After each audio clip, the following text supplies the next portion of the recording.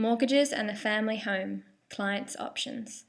In this topic, we look at what the client's options are if they are in default on a home loan contract. Option 1.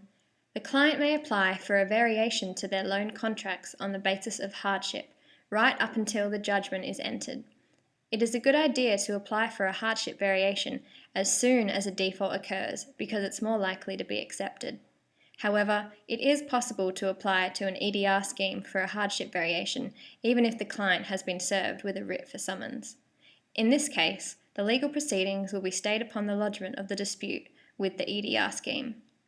It should be noted that when advising a client about lodging a dispute with the EDR scheme, that this may only be useful if the client has a reasonable chance of complying with the terms of repayment under a change on the grounds of hardship. Option 2. Selling the house themselves. The client can place the property up for sale. This may be practical because it allows them to have some control over the sale price and the costs of selling the property. This also retains a little more dignity for the client. It may require some negotiation with the credit provider to delay repossessing the property to allow the client to sell it themselves. The credit provider would also need to be consulted, as they will be required to discharge the mortgage upon settlement. In some cases, the credit provider may be reluctant to provide the debtor with time and opportunity to sell the house. Telephone advice line workers must not definitively advise a client to sell the house themselves instead of surrendering it to the credit providers or cooperating with repossession by the credit providers. This is because such definitive advice may be construed as financial management advice. If a client is unrealistic about the sale price, the sale process may become protracted and meanwhile, costs and interests charged continue to add up. An unhappy client may turn around to attribute blame to CCLSWA. Option 3.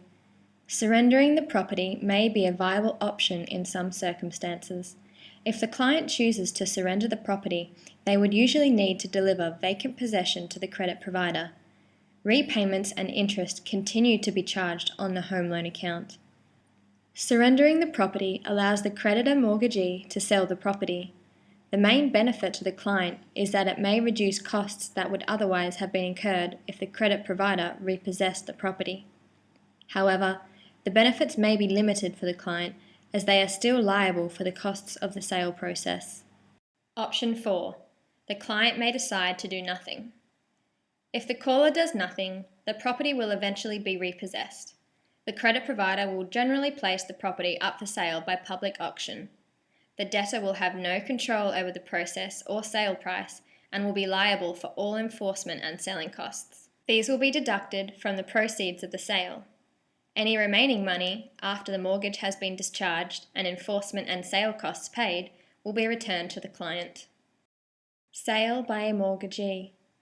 A mortgagee does not have a duty to sell its security promptly or at all. The mortgagee is entitled to decide when and how to sell the property and does not owe a fiduciary duty to the mortgagor when doing so. A mortgagee is not required to wait for a time when an owner, selling in his own interest, might consider being an ideal time. See footnote 1 here. In addition, the common law duty of the mortgagee is to act in good faith and without reckless or willful sacrificing of the interest of the mortgagor. See footnote number 2. Where a mortgagee exercises the power of sale in good faith without any intention of dealing unfairly by the mortgagor, it is highly unlikely that a breach of duty would be established.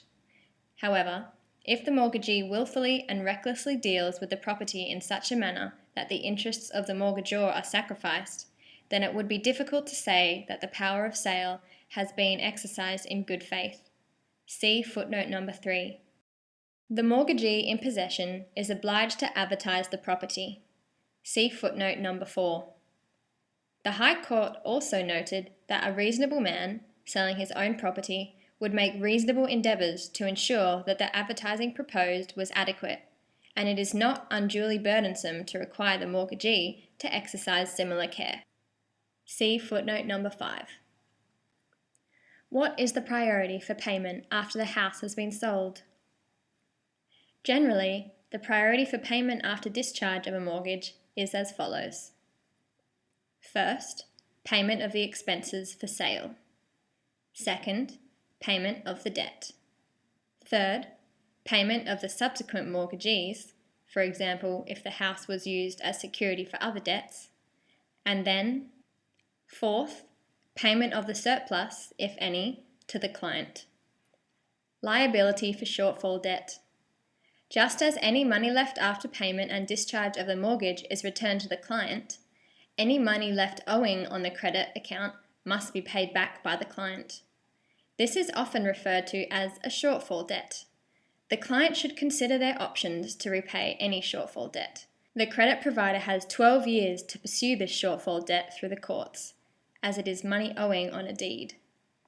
To download the transcript, return to the course, go to Mortgages and Divorce, complete the quiz, and watch the short film as required.